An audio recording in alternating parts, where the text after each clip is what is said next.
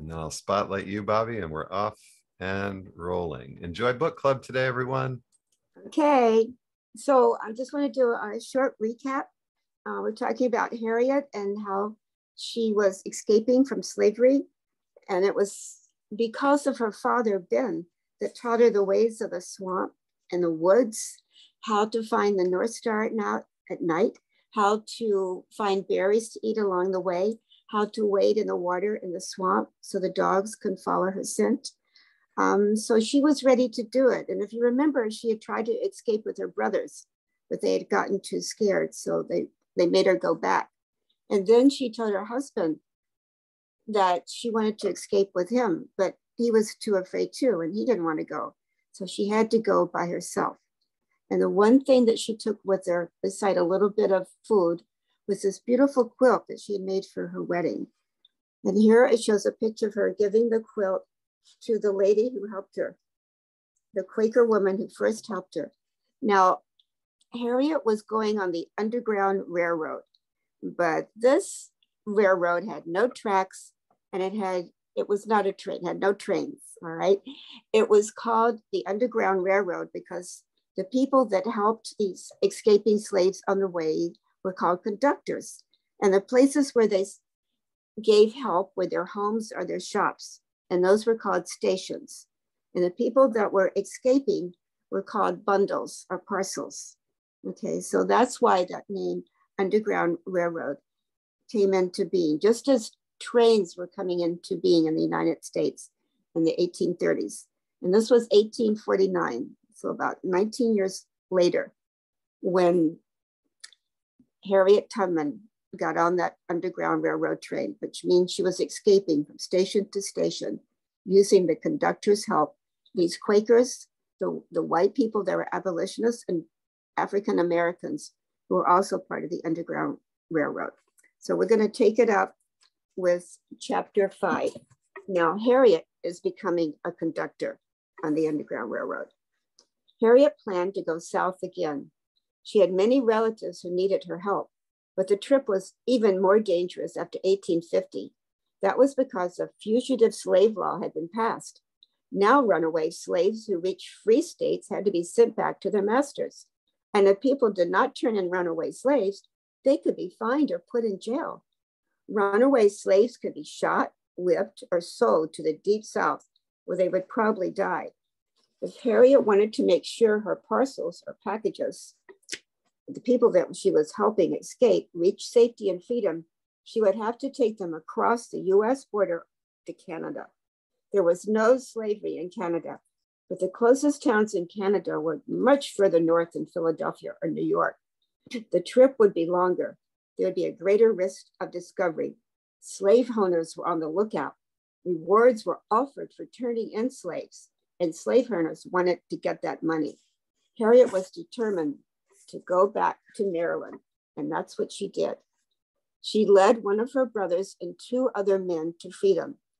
Up north, she took another job in another hotel, and she worked hard and she saved her money. She was going south again. This time, she would bring her husband, John Tubman, with her. She traveled to the plantation where she used to work.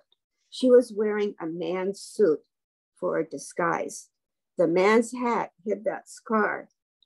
But when she reached John's cabin, she had a surprise. John had another wife now. He would not go with her again. Harriet quickly left. She gathered another group of slaves together. They wanted to be free, so she led them north. Before, there had always been family members in her group along with other slaves. But after this, she began taking groups of people she didn't know. Harriet set up a routine. In the winters, she rented a house in St. Catharines, Canada. Other former slaves lived with her. They chopped wood to earn money. And then in spring and summer, she went to Cape May, New Jersey, or to Philadelphia. And there she earned more money working on hotels. Twice a year in the spring and fall, she went south. Each time she did, she brought back more slaves to Canada. Sometimes she taught other slaves how to escape on their own. She drew maps in the dirt, describing the landmarks, and told them where to get help. I've got a picture of a map that's going to maybe help. Okay, here's a map. Okay, here's Okay, here's, where am I gonna go back close? Okay, Harriet had to go all the way here to Canada. Okay, this is the New York State. I live up here by Lake Champlain. Okay, but she didn't come up this way to Canada. She went this north, and then she took a turn by Niagara Falls, and she passed over to Canada this way, near the town of St. Catharines. Okay, so just a little bit of an idea of what we're talking about. Now Harriet had lots of experience. While she never traveled the same route twice, she grew familiar with the swamps, the rivers, and the potato holes along the way. And the potato holes are where people would store their crops, so they would keep them safe through the winter. She knew all the Quaker meeting houses where passengers could find shelter. She used many tricks to help runaways avoid slave hunters. Men dressed like women and women dressed like men. Slaves escaped on a Saturday night because Sunday was not a work day. The slaves would not be missed until Monday. Slave owners wouldn't be able to recognize their search parties, slave owners wouldn't be able to organize their search parties or print their wanted posters until Monday. By then, Harriet and other passengers would be long gone. People began to talk about Harriet. They made up stories about her. They made up stories that she could see in the dark, sniff danger in the wind, carry a grown man for miles, but the stories were not true. People still told them. Slave owners knew about Harriet too. They put up posters promising big rewards for her capture. At one point, there was $40,000 in reward being offered. Here's an example of a poster. Harriet learned about the posters, which described her age, height, and that scar. The posters said she couldn't read or write. Once, in a train station, Harriet heard two men talking about her. They were trying to decide if she was the woman in the poster. Harriet was carrying a book, so she opened it and she pretended to read. The men decided that she couldn't be the woman on the poster because that woman said she couldn't read. So Harriet had tricked them, but barely. She was lucky she had not been holding the book upside down. There's a train station. There's Harriet pretending to read the book. And there's the men trying to decide if Harriet was that woman in the poster. Okay. When Harriet heard that her father was in trouble with his master, she knew she had to go and get him. But Ben and Rit, her mom, were not like her other passengers. They were old and frail. They couldn't walk all night or wade through rivers. She'd have to find another way. Harriet returned to the plantation in Maryland in 1857. She found an old horse named Dolly May. Luring the horse to the woods, Harriet tied her to a tree, and then she made a crude wagon from old carriage wheels, an axle, some boards, and some rope. Now she was ready to get her parents. They could ride to Canada. Harriet rode with them part of the way, but it became too risky for her to ride in the open. She got out and went the rest of the way on foot. In St. Catharines, Canada, she met her parents again. For the first time, they were free. Harriet found them a house in Auburn, New York. Now, part of her money went to support her parents. She had several different jobs. Okay, there's a horse. She's tied to the tree until she can make this makeshift wagon. Didn't have any back wheels, sort of bumped along, but those are her parents. And there's Harriet leading the horse. Sometimes Harriet spoke at anti-slavery meetings to make extra money. At first, Harriet was shy in front of a crowd, but she was a good storyteller. People liked to hear about her narrow escapes, and soon she became an excellent speaker. She traveled to different cities to give her speeches. In 1860, Harriet was on her way to Boston to give a speech. She stopped to visit a relative in Troy, New York, but trouble was brewing. I'm going to show you Harriet in front of everyone, okay, talking about her trips on the Underground Railroad. And there she is in Troy, New York, and trouble is beginning to happen. And I'll tell you why. A former slave, Charles Nell, had been caught by a slave hunter. Nell waited at the courthouse for his hearing. Many people were gathering there. Some were for slavery, but others were against it. The judge decided that Nels had to return to his master. The crowd was furious. A riot broke out and Harriet got involved. She risked her own life to help Nels escape. When her wounds had healed, she went on to Boston to make her speech. Later that year, Harriet made one final trip to the South.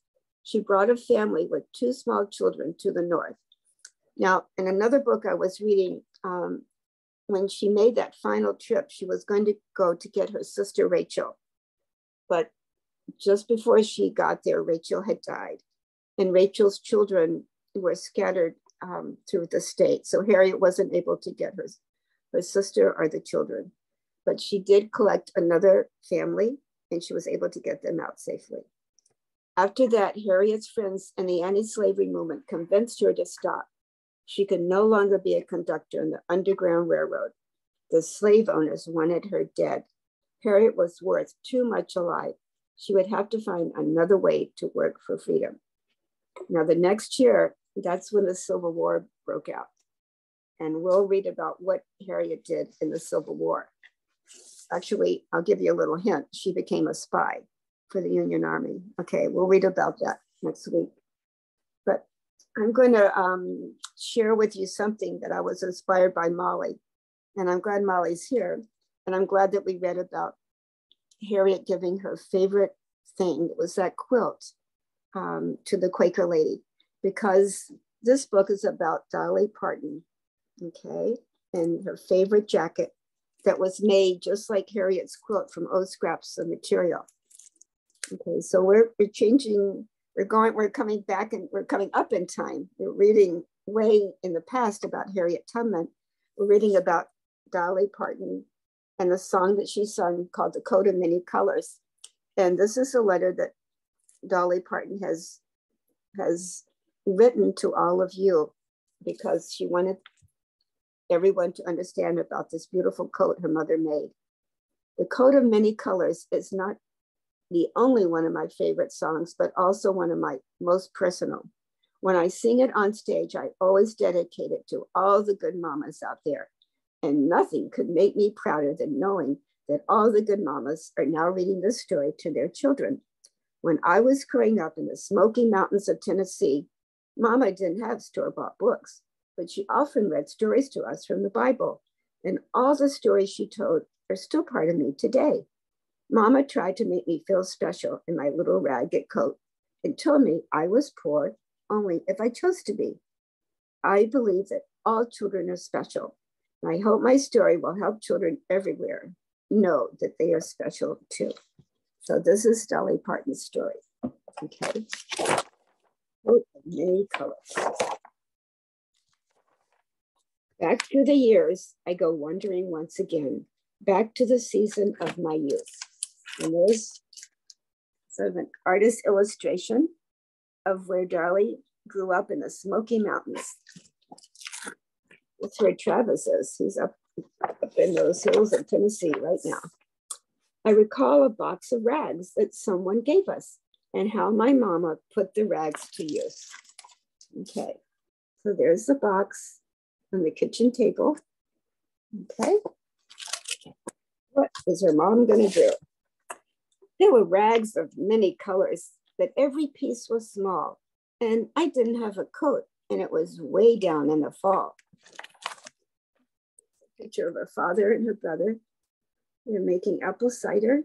Okay, the apple tree, and there's a little girl. There's Dolly.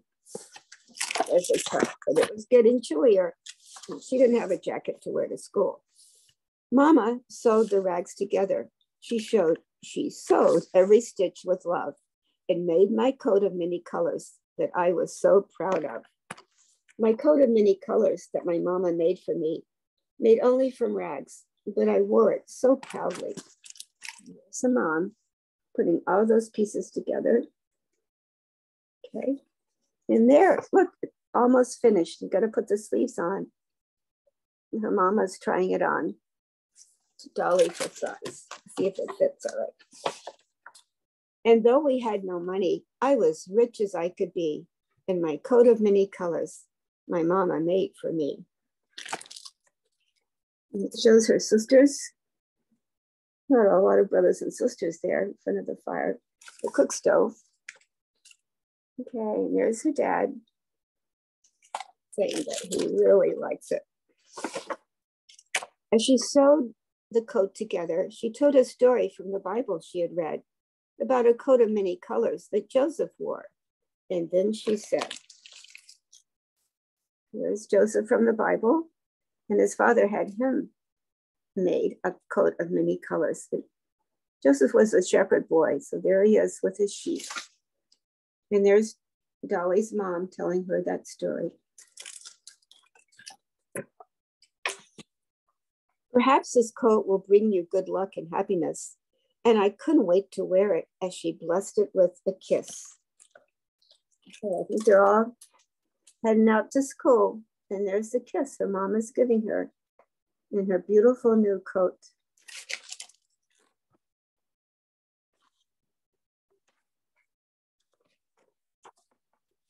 So with patches on my breeches and holes in both my shoes and my coat of many colors, I hurried off to school. And there's the cows. Of course, they're always curious about what's going on. And there's Dolly with her book in hand, going to her school.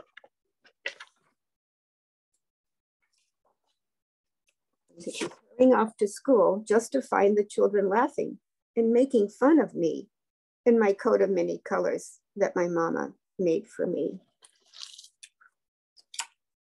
There's in the schoolyard, and they're not being very nice to her. They're saying, you have a raggedy old coat. That's not a real jacket. It's just made up of scraps of rags. And I didn't understand it, for I felt that I was rich. And I told them of the love that Mama sewed in every stitch. Okay. Here's her coat. There's the schoolhouse, the little dog. Ooh, that's her dog that's waiting for her to go home. And I told them all the story Mama told me as she sewed, and how my coat of many colors was worth more than all their gold. And there's her coat hanging up in the cloakroom with the other kids. And there they are in the class.